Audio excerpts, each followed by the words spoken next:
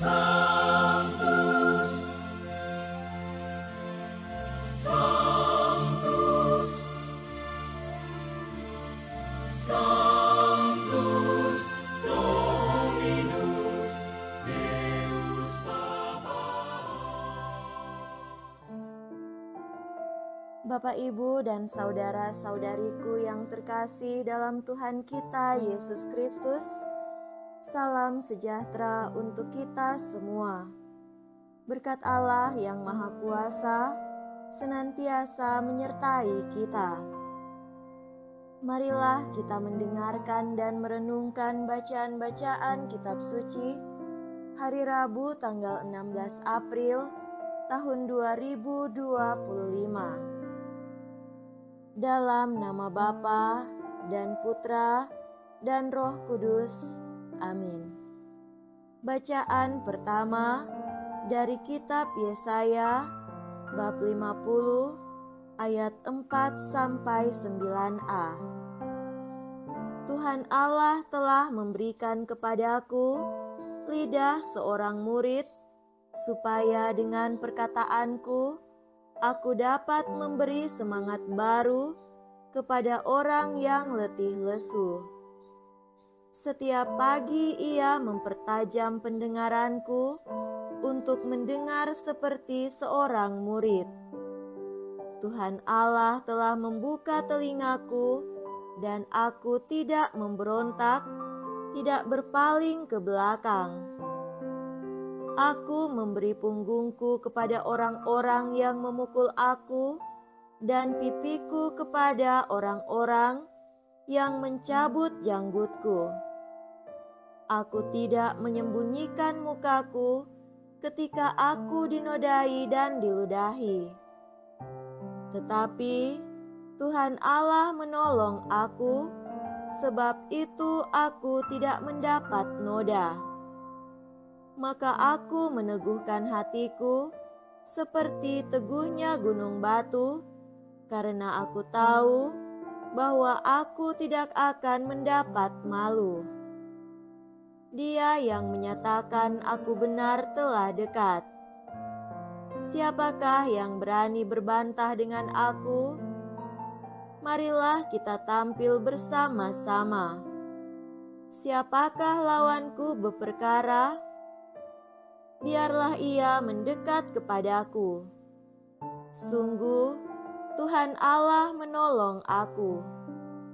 Siapakah yang berani menyatakan aku bersalah? Demikianlah sabda Tuhan. Syukur kepada Allah. Semoga Tuhan beserta kita sekarang dan selama-lamanya. Inilah Injil suci menurut Santo Matius. Dimuliakanlah Tuhan. Injil Matius bab 26 ayat 14 sampai 25. Sekali peristiwa, pergilah seorang dari ke-12 murid itu yang bernama Yudas Iskariot kepada imam-imam kepala. Ia berkata, "Apa yang hendak kamu berikan kepadaku, supaya aku menyerahkan dia kepada kamu?" Mereka membayar 30 uang perak kepadanya. Dan mulai saat itu, Yudas mencari kesempatan yang baik untuk menyerahkan Yesus. Pada hari pertama dan hari raya roti tak beragi, datanglah murid-murid Yesus kepadanya dan berkata, "Di manakah engkau kehendaki kami mempersiapkan perjamuan Paskah bagimu?" Jawab Yesus, "Pergilah ke kota, kepada si Anu, dan katakan kepadanya, beginilah pesan guru. Waktuku hampir tiba. Di dalam rumahmu lah, aku mau merayakan Paskah bersama-sama dengan murid-muridku." Lalu murid-murid melakukan seperti apa yang ditugaskan Yesus kepada mereka dan mempersiapkan Paskah. Setelah hari malam, Yesus duduk makan bersama dengan ke-12 murid itu.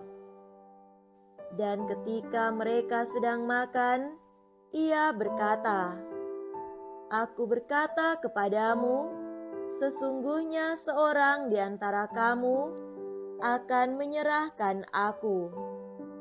Dan dengan hati yang sangat sedih, berkatalah mereka seorang demi seorang kepadanya, "Bukan Aku ya Tuhan?" Yesus menjawab, "Dia yang bersama-sama dengan Aku mencelupkan tangannya ke dalam pinggan ini, dialah yang akan menyerahkan Aku. Anak manusia memang akan pergi sesuai yang ada tertulis tentang Dia, tetapi celakalah orang yang olehnya Anak manusia itu diserahkan. Adalah lebih baik bagi orang itu sekiranya ia tidak dilahirkan." Yudas yang hendak menyerahkan Yesus itu menyahut, "Bukan Aku ya Rabi?" Kata Yesus kepadanya, "Engkau telah mengatakannya." Demikianlah sabda Tuhan. Terpujilah Kristus. Saudara-saudariku yang terkasih dalam Tuhan kita Yesus Kristus, tema renungan kita pada hari ini adalah tegar dalam kesulitan. Sungguh istimewa bahwa Tuhan Yesus mengadakan perjamuan malam terakhir, menetapkan Ekaristi dengan kesadaran, yaitu pengetahuan dan perasaan bahwa seorang muridnya, yakni Yudas Iskariot, telah menjualnya seharga 30 mata uang perak. Bisa dibayangkan bagaimana tanggapan para murid ketika Yesus mengumumkan bahwa seseorang di antara mereka telah menjualnya dan kemudian membeberkan siapa orang tersebut. Tetapi adalah luar biasa bahwa Yesus tidak membatalkan perjamuan hanya karena perasaan marah akibat dikhianati. Begitu halnya dengan para murid. Mereka berhasil menahan gejolak pikiran dan emosinya demi berkonsentrasi pada Yesus. Mereka belajar dan tahu menanti dalam Dia, kendati segala kuasa menjadi tak mengenakan oleh pengkhianatan Yudas Iskariot. Teks ini sangat cocok direnungkan oleh mereka yang bergumul untuk Ekaristi. Kadang-kadang orang merasa Tuhan tidak adil. Ia mengizinkan hal buruk terjadi atas diri kita.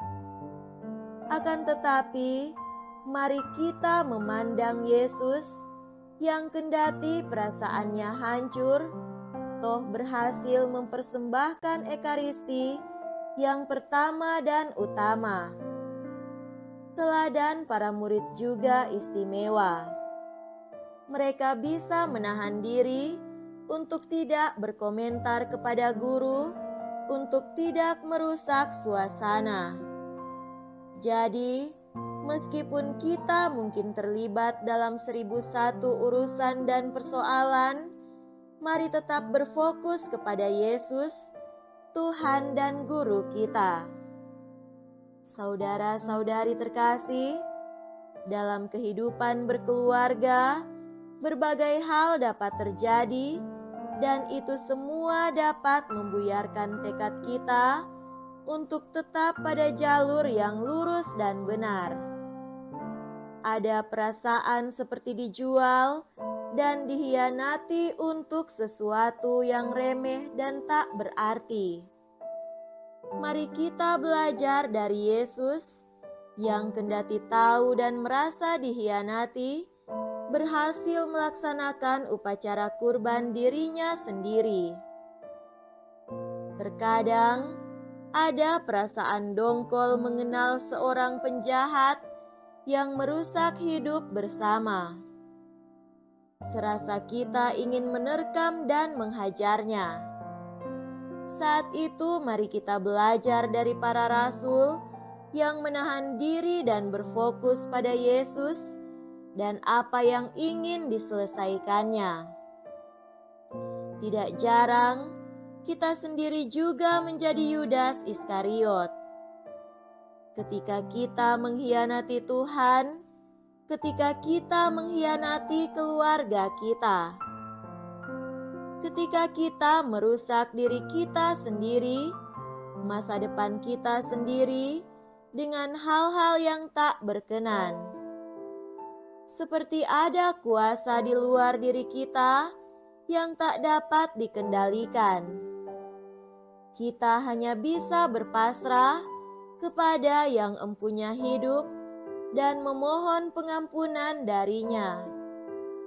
Sebab Dia dapat mengubah kita dan hal-hal buruk yang telah kita buat menjadi kebaikan. Yang penting kita tidak seperti Yudas Iskariot yang putus asa dan mengakhiri hidupnya. Selama Tuhan memberi kita kehidupan dan kekuatan, kita akan bangun lagi demi masa depan yang lebih baik. Kita akan selalu menjadi berkat bagi dunia dan pujian kehormatan bagi surga. Semoga demikian. Amin. Dalam nama Bapa dan Putra dan Roh Kudus. Amin.